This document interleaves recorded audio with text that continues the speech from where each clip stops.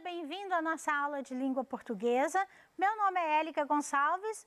Hoje continuarei falando com você sobre um gênero textual que é muito próximo da notícia, que foi a nossa aula anterior, e que se chama reportagem. Lembra que eu disse para você que reportagem é diferente de notícia? Hoje nós vamos conhecer um pouquinho dessa estrutura da reportagem, como que ela é construída, do que depende.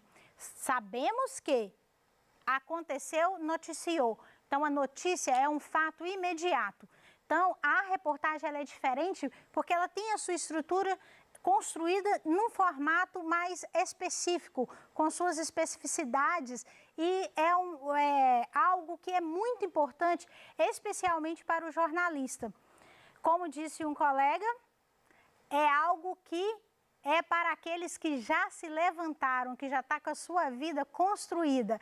Então, a reportagem é um furo para todos os jornalistas. Vamos descobrir juntos? Reportagem é um gênero textual cujas esferas de circulação são jornais, revistas, impresso ou digital, portais na internet e tem como objetivo informar fatos de interesse público. Para isso, as reportagens são escritas com base em diferentes tipos de informação e podem ser aprofundadas por meio de entrevistas, gráficos, infográficos, tabelas, para apresentar versões ou informações sobre um mesmo fato, de modo a orientar e contribuir para formar a opinião do leitor. E na reportagem, o jornalista ele vai sempre empregar, pode ou não empregar a sua opinião, porque é algo mais detalhado, né? E como nós vimos, assim como a notícia ela pode ser colocada em um jornal, que é o suporte, a reportagem também. Só que a reportagem é algo mais longo, demanda pesquisa, demanda conhecimentos ao longo daquele determinado assunto. Exemplo, aconteceu um acidente na 381. Então, aconteceu aquele fato, foi noticiado. Mas as causas, o que provocou, ela é constituída de forma diferente. Assim como a notícia, a reportagem também tem a manchete, que é o nome do texto, aqui em letras caixa alta, né? E deve ser formulada de forma a chamar a atenção e despertar o interesse dos receptores. Consiste geralmente em frases de efeitos concisos. Então, é algo que vai te chamar muita atenção, é algo que vai atrair para que se leia aquela reportagem. E a reportagem, ela pode ou não ter o título auxiliar, né? É facultativo. Se por um acaso o repórter ou o jornalista decidir colocar, ele coloca. Se não, é algo que ele deixa ou coloca para chamar um pouco mais da atenção acerca daquele fato que está sendo feito a notícia. Temos também a lead, que está sempre o primeiro parágrafo. Seu caráter é mais abrangente, com dados mais detalhados. Não necessariamente precisa responder de cara as principais informações do que, quem, quando, onde, como e por que aquele fato aconteceu. Pois ao longo do texto, as respostas a essas questões elas aparecem. À medida que o jornalista vai descrevendo ou escrevendo a sua reportagem, ele vai respondendo a essas perguntas, o que na notícia deve ser imediato, algo que é mais curto, né, porque é um texto mais curto e tem aquelas notícias muito claras, né? Como eu disse anteriormente, aconteceu, noticiou. Só que os detalhes da notícia é que viram a reportagem. Temos também o corpo do texto, que é o desenvolvimento e envolve todas as informações adquiridas pelo repórter, como pesquisas, entrevistas e material gráfico, estatísticas. Se ele for fazer uma pesquisa, por exemplo, é muito comum vermos reportagem em épocas eleitorais, onde é feito as pesquisas da quantidade de votos ou de pessoas votantes em determinado candidato. Então, é muito comum a gente ver esse tipo de reportagem e ter ali dentro dessa reportagem um gráfico, que são os dados estatísticos que vai compor essa reportagem. Temos também que são principais características da notícia, né, que é a sua linguagem, porque essa notícia, que ela é uma reportagem, ela tem a sua característica própria do seu linguajar, que é um pouco diferente da notícia no sentido de que a linguagem na reportagem ela é da seguinte maneira: ela deve ser clara, dinâmica, culta, formal, né? O português corretamente empregado, objetiva, subjetiva, direta, mas pode aparecer a linguagem indireta. O texto predominantemente informativo e escrito em primeira pessoa quando o autor expressa a sua opinião e em terceira pessoa quando o seu objetivo principal é de informar. No decorrer do texto, é possível que o jornalista exponha seus juízos de valor sem alterar o conteúdo das informações. E são textos mais longos.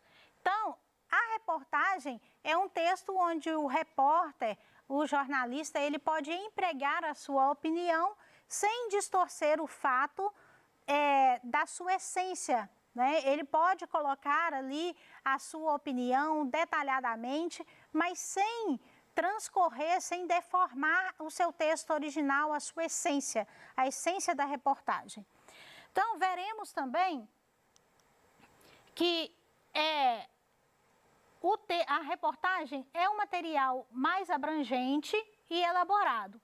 Ela não visa somente comunicar acontecimentos. Ela aborda os efeitos e desdobramentos dos fatos e, por isso, presume pesquisa, mais tempo para ser elaborada. E ela é cheia de polifonia. O que é polifonia?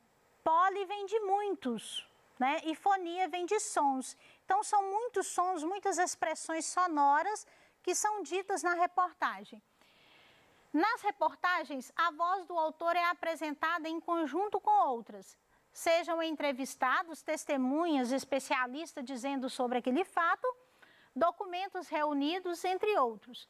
Por esse motivo, também disse que as reportagens utilizam tanto linguagem direta quanto a linguagem indireta. Então, eu estou ali expressando algo que vai chamar a atenção do leitor. Se for um fato, uma reportagem sobre como que a rua está sendo trabalhada, como o jardim está sendo refeito naquela comunidade, então eu vou fazer uma entrevista com o jardineiro, eu posso fazer uma entrevista com o responsável do setor de transporte e de trabalho daquela comunidade. Então, eu posso envolver esses entrevistados que vão me dar esse sustento à reportagem realizada. Também temos algumas reportagens, né, chamados os tipos de reportagens que nós temos, que são expositivas e informativas, quando apenas apresentam os fatos de forma objetiva e imparcial, opinativas, quando os fatos são apresentados com a opinião do repórter, e interpretativa, quando os fatos são analisados em conjunto com outros elementos, e as descritivas e narrativas, uma vez que descrevem ações e incluem tempo, espaço e personagens. E você sabia que na reportagem não necessariamente usa-se a pirâmide invertida, como na notícia? Lembra da pirâmide invertida? Vamos exercitar os nossos conhecimentos? Atividade 1. Considere as seguintes características. Número 1, texto expressionista de subjetividade exacerbada. 2, predominância da forma narrativa e humanização do relato. 3, texto de natureza impressionista e objetividade dos fatos narrados. 4, predominância da forma descritiva e desumanização do relato. 5, texto literário e alta subjetividade. São estabelecidos para o gênero reportagem as características. Alternativa A, 1 e 3. Alternativa B, 2 e 3. Alternativa C, 2, 3, 4. Alternativa D, 3, 4, 5. E alternativa E, 1 e 2. Então, a nossa alternativa das características da reportagem estão na letra B, A2 e A3 apenas. Então, há uma predominância da forma narrativa e uma humanização do relato, porque o repórter ele vai escrever acerca de um fato que talvez ele possa transmitir até alguma emoção, e também um texto de natureza impressionista e objetividade dos fatos narrados. É muito objetivo, toda reportagem ela tem muita objetividade. Então, ela é clara, vai direto. Vamos ler uma reportagem? Ela está no estado de Minas, é sobre a pandemia Covid-19, sobre a doença, e relatando que o Instituto Nacional, né, que está localizado em Santa Rita de Minas, no sul de Minas, fabricou alguns respiradores mecânicos. Então, vamos conhecer mais aprofundadamente a reportagem? Covid-19, Centro de Ensino Mineiro desenvolve ventilador mecânico. Em até 90 dias, devem ser produzidos 50 unidades do aparelho, projetado por alunos e professores de instituição de Santa Rita do Sapucaí, sul de Minas. Essa reportagem foi feita por Luiz Henrique Campos, postado no dia 11/5 de 2020 e atualizado em 11/5 de 2020 também. E aqui nós temos a imagem, né, desse ventilador mecânico. Vamos conhecer o que o repórter, o que o Luiz, o jornalista Luiz, vem trazendo para nós de conhecimento e de informação acerca desse ventilador mecânico. Alunos e professores do INATEL, Centro de Ensino, Pesquisa e Desenvolvimento de Tecnologias de Santa Rita do Sapucaí, região sul de Minas Gerais, desenvolveram um sistema de ventilação mecânica, controlado por uma plataforma eletrônica para auxiliar no combate à pandemia do novo coronavírus, o SARS-CoV-2, em hospitais. O aparelho foi transferido para a indústria e estará disponível em breve no mercado com o financiamento da Empresa Brasileira de Pesquisa e Inovação Industrial, a Embrap II. A produção do material ficará sobre a alçada do INATEL e da Ventrix, empresa que desenvolve equipamentos de eletrocardiograma. A parceria prevê que 50 unidades do aparelho mecânico sejam produzidas em até 90 dias. Depois desse período, a produção pode passar para até 100 unidades diárias do ventilador. De acordo com o professor e coordenador da equipe voluntária que desenvolveu o sistema, Felipe Bueno, o protótipo de um item essencial no enfrentamento da Covid-19 foi elaborado em poucas semanas, com a utilização de componentes nacionais. O diferencial do projeto do INATEL é o sistema de pressurização digital, que deixa o controle de gases mais preciso e sem a utilização de ambu, que é um balão usado em emergência, mas que não atende a todos os casos de insuficiência respiratória, de acordo com médicos especialistas, explicou. Segundo o professor e também diretor do Inatel, Carlos Nazaré Mota Marins, o projeto foi apresentado para os Ministérios da Ciência, Tecnologia, Inovações e Comunicações, o MCT-TIC, da Economia e da Saúde. Desde o início da pandemia, colocamos à disposição do governo federal nossa competência e especialização como instituição de ciência e tecnologia para o desenvolvimento de soluções necessárias para este momento, contribuindo com a nossa sociedade, afirmou. Durante a pandemia da Covid-19, o ministro do MCTIC, Marcos Pontes, tem salientado a importância da ciência, tecnologia e inovação no combate à doença, sendo elas as armas que podem atacar diretamente a causa do problema, que é o vírus. O Ministério tem suas atividades ligadas a entidades que buscam desenvolver soluções eficazes para combater o coronavírus, como a Embrapa II. Estagiário sob supervisão da subeditora Kellen Cristina.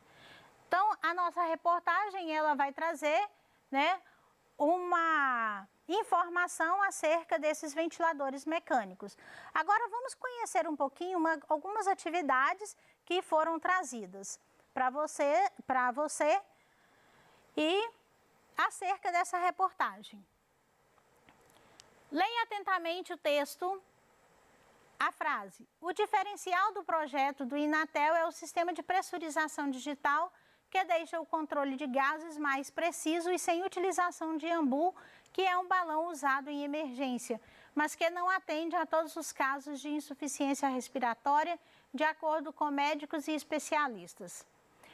Que expressão poderia substituir a palavra destacada, mantendo o mesmo sentido da frase? A palavra é pressurização.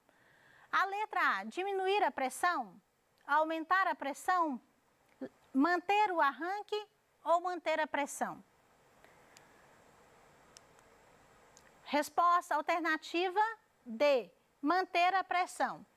Então, aqui se você fizer a troca de pressurização por manter a pressão, é o mesmo sentido para a frase. Atividade 3. Leia atentamente o texto. Qual o assunto dessa reportagem? Como o projeto começou? Quem ficará responsável por fabricar os ventiladores mecânicos? Que imagem está presente no texto? Qual o título da reportagem? Então, são perguntas que estão claras, estão bastante explícitas no texto. É só você ler com bastante atenção que você vai encontrar essas respostas.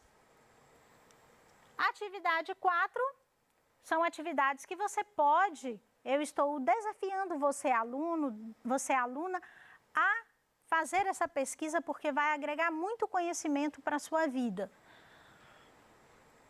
Agora que você já conhece os gêneros textuais notícia e reportagem, pesquise os significados e origens dos termos imprensa e jornalismo. Registre suas impressões no caderno. Atividade 5, pesquise e compare as principais diferenças entre reportagens e notícias. Registre suas impressões no caderno. Sou grata pela sua vida, aluno e aluna. Agradeço pela atenção e fique ligado na educação, pois ela faz a diferença.